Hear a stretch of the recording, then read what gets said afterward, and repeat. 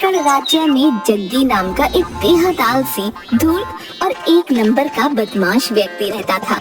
जग्गी हमेशा किसी गरीब का भोजन छीन लेता तो किसी के पैसे छीन लेता। राजा विक्रम जग्गी की हरकतों से बहुत परेशान था, लेकिन जग्गी हमेशा राजा की दयालुता का फायदा उठाकर बच निकल जाता। एक दिन जग्गी एक पेड़ के नीचे आराम कर रहा था कि तभी उसने देखा गांव के मुखिया सुखिया चाचा बड़े सज धज कर राजमहल की ओर जा रहे थे।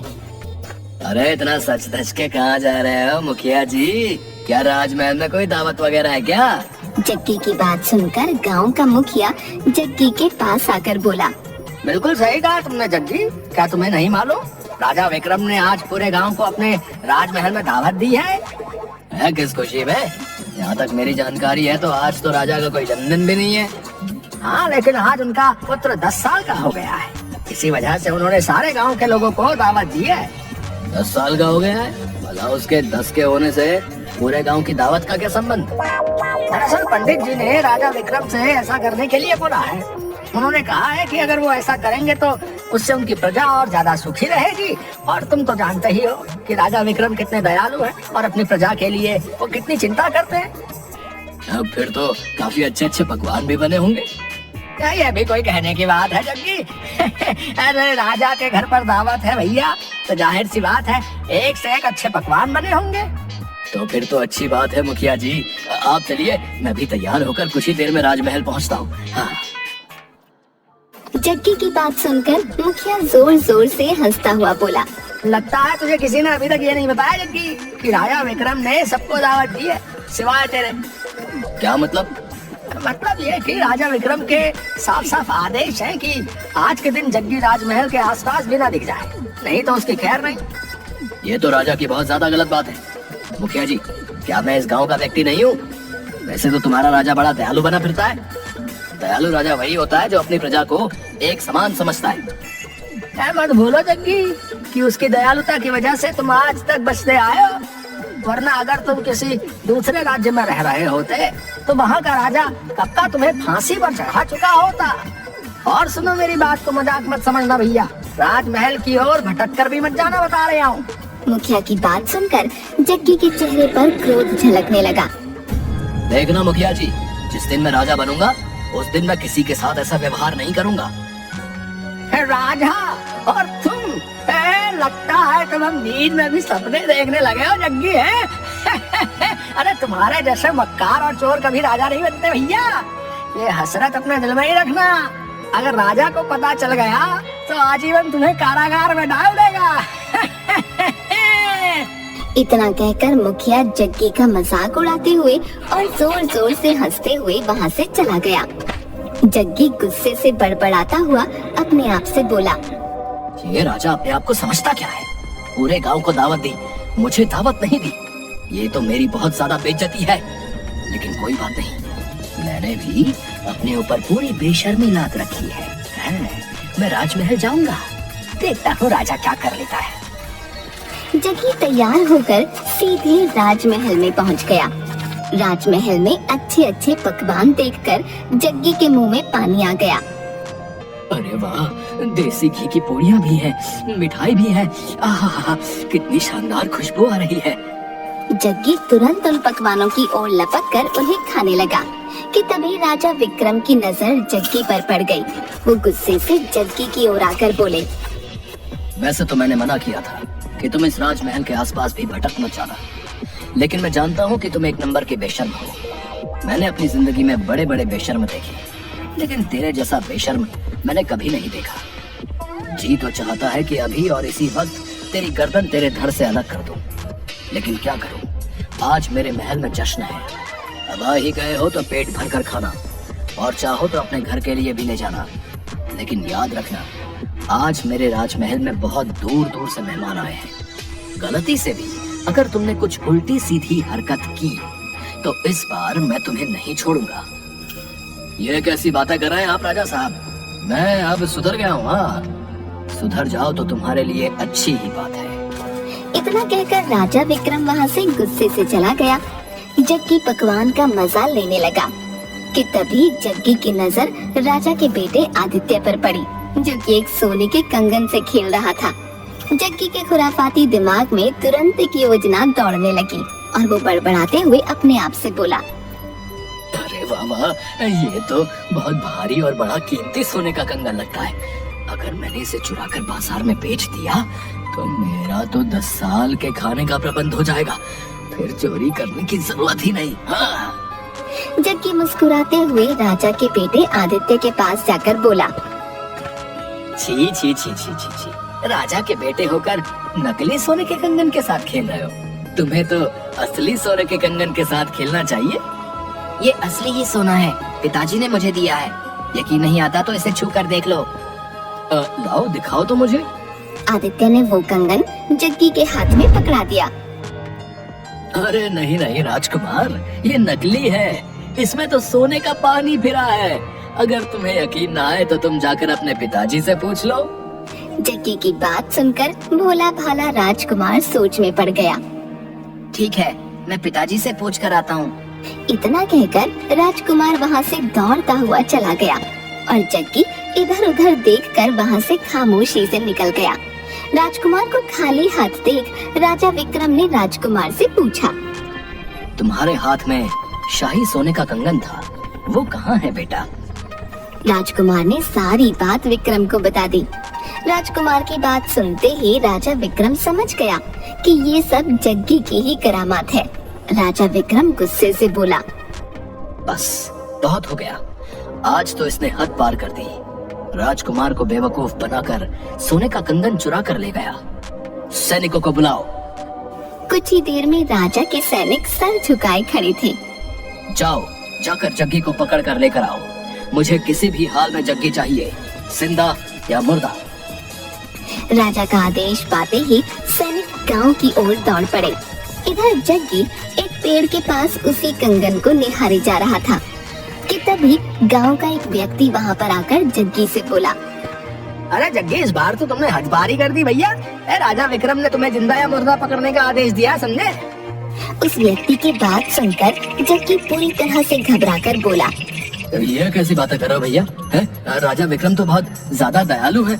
मुझे लगा कि हर बार की तरह वो मुझे इस बार भी माफ कर देंगे। अबे पागल वागल हो गया क्या तू? तूने तो इस बार राजा के घर पर ही चोरी कर ली भैया। तेरी मौत तो इस बार पक्की है भैया, ठोक के बजा के। अब जो है ना, अब तुझे भगवान के अलावा और कोई नहीं बचा सकता भैया। मैं राजा के पैर पकड़कर माफी मांग लूंगा और ये कंगन उन्हें वापस कर दूंगा। अरे बेवकूफ है क्या? राजा इस वक्त बहुत ज्यादा गुस्से में है।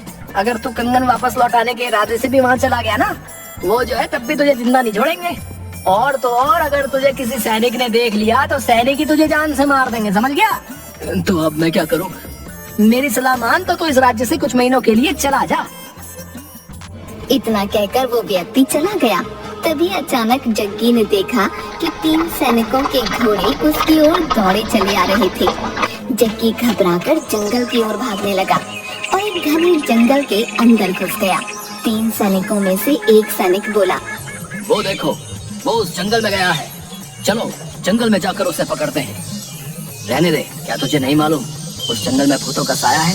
ये वहाँ पर जिंदा तो गया है लेकिन कभी लौटेगा नहीं। समझ लो कि जग्गी ने उस जंगल में जाकर अपनी मौत को खुद चुन लिया है। चलो जाकर राजा को सब कुछ बता देते हैं। सैनिक वहाँ से चले गए। जग्गी घने जंगल में दौड़ा जा रहा था। तभी अचानक जग्गी एक पत्थर से टकरा गया और वो एक तालाब के अंदर गिर गया। इधर कुछ घंटों बाद अब राजमहल का माहौल सामान्य हो चुका था। राजा विक्रम अपने मेहमानों के साथ बातचीत करने में व्यस्त था कि तभी वहाँ पर एक अजीब घटना घटी। राजा विक्रम जैसा दिखने वाला दूसरा राजा विक्रम राजमहल में पहुँच गया और राजा विक्रम को देखकर गुस्से से चीखते हुए राजा विक्रम से बोला, कौन है तू बहरूपिये, और मेरे मेहमानों के साथ तू यहाँ क्या कर रहा है? राजा विक्रम की बात सुनकर वहाँ मौजूद सभी लोग दूसरे राजा विक्रम को हैरत से देखने लगे। राजा विक्रम अपने सामने अपने हूबहू हम शक्ल को देखकर हैरत में पड़ गया। बहरूपिया मैं नहीं, बहरूपिया बल्कि तू है। क्या सबूत है कि तू राजा विक्रम है? तेरे पास क्या सबूत है कि तू राजा विक्रम है? वहाँ सभी लोग ये समझ नहीं पा रहे थे कि कौन असली है और कौन नकली। मैं ही असली राजा विक्रम हूँ। मैं यहाँ पर सुबह से अपने मेहमानों के स्वागत और सत्कार में लगा हूँ। अगर तू असली राजा है तो फिर दिखा वो शाही कंगन जिसे जग्गी झूठ बोलकर मेरे बेटे से चुरा कर ले गया था। मैंने सैनिकों को जग्गी को पकड़ने के लिए भेजा था, मगर सैनिकों ने मुझे बताया कि वो उस जंगल की ओर चला गया जहाँ से कोई वापस नहीं आता। इस सभा में सभी लोग जानते हैं कि राजा विक्रम कभी नहीं डरता। तेरे बेटे के सोने का शाही कंगन चोरी हो गया और तू यहाँ पर बैठकर मेहमानों के साथ गप्पे लड़ा रहा है, क्योंकि तू राजा विक्रम नहीं है। इतना बोलकर हमशक्ल विक्रम वो सोने का शाही कंगन निकालकर बोला, सुंदर नगर के वासियों, ये बहरूपिया झूठ बोल रहा है। देखो मेरे पास ये मेरे बेटे का सोने का शाही कंगन है। मैं इसे उस भयानक जंगल से जग्गी को मार कर लाया हूँ। मैं कुछ देर के लिए जंगल क्या गया, इस बहरूपिये ने आकर मेरी जगह ले ली। बस बहुत हो गया। अगर ऐसी बात है तो फिर हमारे और तुम्हारे बीच युद्ध होगा। जो जीतेगा वही असली विक्रम कहलाएगा। दूसरा राजा विक्रम भी राजा से आर पार करने के मूड में था। उसने तुरंत हाँ कर दी और दोनों के बीच युद्ध होने लगा। कुछ ही देर में एक राजा विक्रम ने दूसरे राजा विक्रम को जख्मी करके जमीन पर धराशायी कर दिया। तभी वहाँ पर एक काला धुआं फैल गया और उसमें से एक चुड़ैल निकलकर जख्मी विक्रम सिंह के सामने आकर खड़ी हो गई। मैंने तुमसे कहा था बेवकूफ कि तुम देखने में भले ही विक्रम जैसे लगोगे, लेकिन आत्मा तुम्हारी ही रहेगी। बेवकूफ, राजा विक्रम असली राजा है। उसके पास युद्ध लड़ने की कला है। और जहाँ तक तुम्हारा सवाल है, तुम तो लोगों से खाना भी चोरी करके खाते हो। तुम जख्मी हो चुके हो। राजा की तलवार तुम्हारे शरीर पर पड़ चुकी है, इसलिए अब तुम अपने असली रूप में आ जाओगे। अचानक जख्मी राजा विक्रम जग्गी की शक्ल में आ गया। राजा विक्रम हैरत से चुड़ैल से बोला, ये तो जग्गी है। ये सब क्या है? बताती हूँ, बताऊंगी ही नहीं, दिखाऊंगी भी तुझे। इतना कहकर चुड़ैल ने एक फूंक मारी और सारे राज्य के सामने एक दृश्य चलने लगा। जब जग्गी जैसे ही तालाब में गिरा, अचानक तालाब में से काला धुआं निकलने लगा और देखते ही देखते उस तालाब में से एक चुड़ैल निकलकर जग्गी के सामने आ गई। जग्गी तुरंत डरते हुए तालाब से बाहर निकलकर घबरा कर बोला, कौन हो तुम? एक चुड़ैल। मैं बरसों से यहाँ तालाब के अंदर कैद थी, मगर अब मैं आजाद हूँ। बहुत सालों पहले मैं इसी जंगल में घूमती फिर रही थी। मेरी वजह से एक साधु की तपस्या भंग हो गई थी। उसने मुझे श्राप दे दिया और मैं इस तालाब के अंदर कैद होकर रह गई। उस दिन के बाद जब भी कोई इस तालाब के नजदीक आता तो मैं उसे मार देती। क्या तुम मुझे भी मार डालोगी? नहीं, मुझे तुम्हारी वजह से ही आजादी मिली है। मैं उस साधु के सामने बहुत रोई। आखिरकार उसे मुझ पर तरस आ गया।